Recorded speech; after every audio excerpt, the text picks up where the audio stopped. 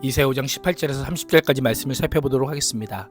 화가 선포되는 대상이 직접 언급되진 않지만 도덕 윤리의 외면과 교만과 자만, 사회 정의 왜곡의 악행을 고발합니다. 18절에서 23절은 화의 선포입니다. 이사야는 심판 선포를 조롱하는 자들의 악행을 거짓으로 끈을 삼아 죄악을 끌며 수레줄로 함같이 죄악을 끈다라고 지적하며 단호하게 화를 선포합니다. 거짓으로 수레줄을 당기듯 죄악을 끌어당깁니다. 이들은 여호와의 뜻과 무관한 자들뿐 아니라 죄악에 밀착되어 죄에 인이 박힌 자들로 도무지 죄를 벗어날 줄 모르는 자들입니다. 멸망을 피하려고 애쓰기는커녕 멸망에 떨어지기 위해 발버둥 칠 뿐입니다. 19절은 남유다가 여호와 하나님 앞에서 얼마나 오망방자한 자들인지를 보여줍니다. 여호와 심판이 지체되자 하나님더러 서두르시라고 하여라. 그분이 하고자 하시는 일을 빨리 하시라고 하여라. 그래야 우리가 볼 게 아니냐. 계획을 빨리 이루시라고 하여라. 이스라엘의 거룩한 분께서 세우신 계획이 빨리 이루어져야 우리가 그것을 알 게 아니냐라고 하면서 한번 심판해보려면 해보라는 식으로 오만한 말을 서슴없이 내뱉습니다. 우리가 알게 할 것이라 라는 표현은 그 역으로 심판이 결코 없을 것이라고 하는 자만심을 가리킵니다. 이들의 말이 어떻게 들리십니까? 하나님의 반복적이고 계속적인 회개의 선포를 통해 회개하는 자에게 심판을 거두시려는 하나님의 절박한 심정을 알지 못합니다. 오히려 조롱합니다. 너무 늦지 않게 돌아오도록 거듭 외치시는 소리가 이들을 더 완악하게 만들어 선포된 심판을 되돌릴 수 없게 합니다. 그러나 그들의 예상과 달리 여호와의 심판을 직접 온몸으로 체험하게 될 것이며 자신들이 품은 교만과 저지른 악행과 내뱉은 조소의 말이 얼마나 처참한 결과를 초래하는지를 깨닫게 될 것입니다. 20절의 화 외침의 대상은 악을 선하다 하고 선한 것을 악하다고 말하는 자들, 어둠을 빛이라 하고 빛을 어둠이라고 하며 쓴 것을 달다고 하고 단 것을 쓰다고 하는 자들입니다.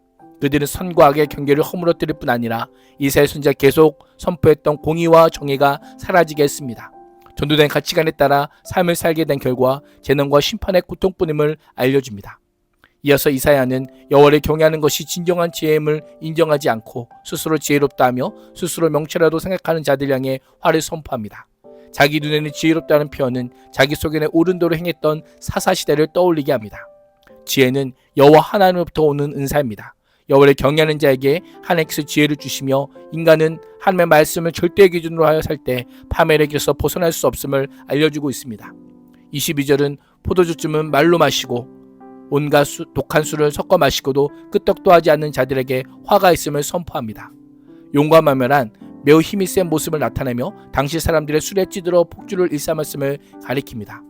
용서와 용맹한 자들은 군인으로 자신의 직무를 수행하고 적군의 침입으로 이스라엘을 보호하기 위해서는 술을 엄격하게 금해야 했습니다. 그러나 이사야는 그들을 술에 익숙한 자라고 비판합니다. 이러한 자들을 의지하여 자신들의 안전을 의지했던 불행한 이스라엘이었음을 고발합니다. 23절은 뇌물을 주고받는 죄악을 지적합니다. 여호와께서 당시 재판관들의 덕목으로 가장 중요하게 여긴 것 중에 하나가 뇌물을 받지 말라는 것입니다. 뇌물은 밝은 자의 눈을 어둡게 하고 지혜자의 죄를 흐리게 할 뿐 아니라 죄인을 의인으로 둔갑시키고 의인을 정죄하는 강력한 힘을 가지고 있기 때문입니다. 그러나 유대 사회는 뇌물로 문제를 해결하여 했기에 관리들이 앞다투어 뇌물을 받기에 급급했습니다. 이를 통해 유다가 부정과 불법, 물질 망능주의 사회가 되어버렸음을 알려줍니다. 이새 선지자는 의인에게서 그 공의를 빼앗는도다라고 하며 악으로 가득한 사회 속에서도 여호와 앞에 정직하게 살았던 의인이 있음을 암시합니다.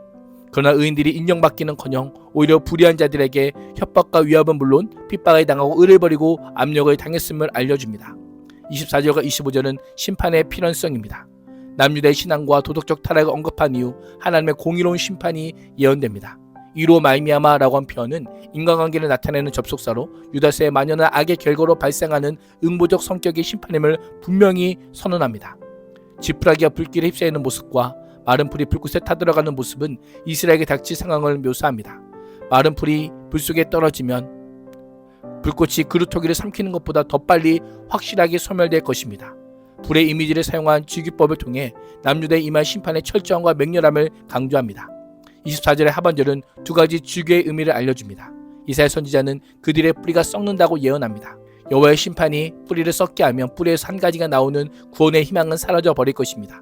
이어서 꽃이 티끌처럼 날릴 것이라고 예언합니다. 꽃이 남유다의 외적인 영혼을 가리킨다면 티끌은 것이 소멸하여 없어질 덧없는 것임을 나타냅니다.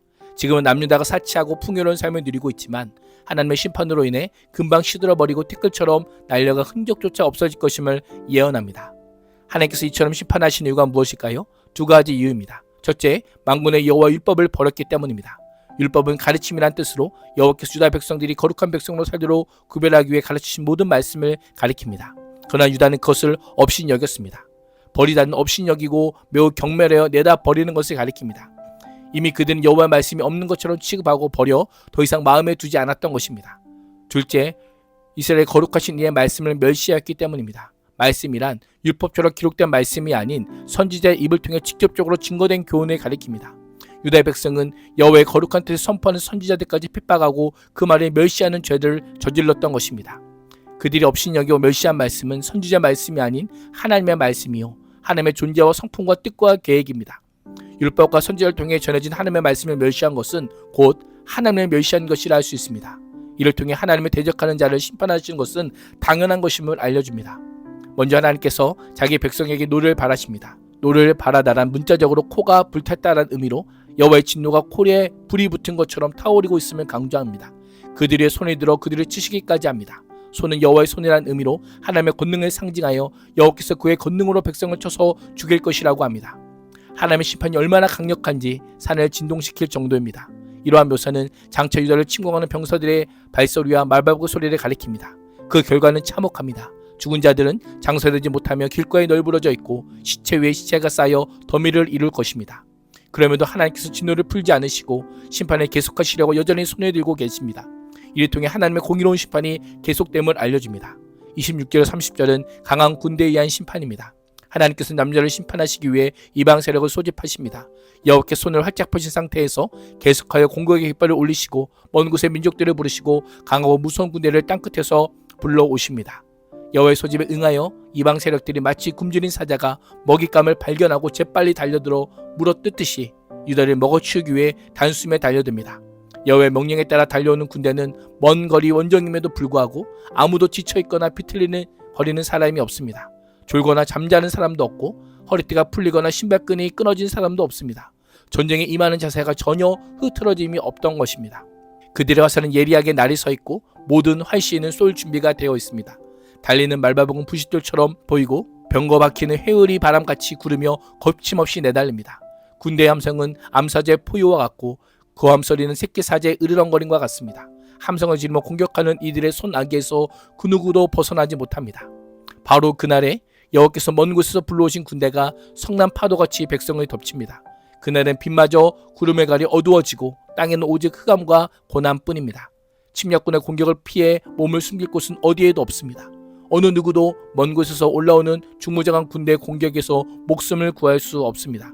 유다를 향한 화해 선언과 심판의 말씀은 우리에게 몇 가지 질문을 던집니다. 누가 하나님인가? 누가 지혜자인가? 내가 하나님의 자리에서 하나님을 부리려고 무리하다면, 하나님의 지혜를 멸시한다면 우리도 심판을 받게 됨을 알려줍니다. 오늘도 만군의 여호와의 율법을 청종하며 이스라엘 거룩하신 이의 말씀에 순종함으로 하나님께서 원하시는 극상품의 열매로 복된 삶을 살아갈 수 있기를 주님의 이름으로 축복합니다. 기도하겠습니다. 하나님, 교만과 죄계기를 버리고 선과 악을 분별하여 의와 공의를 따라 살아감으로 주님께서 기뻐하시는 열매를 맺게 하여 주옵소서. 예수님의 이름으로 기도합니다. 아멘.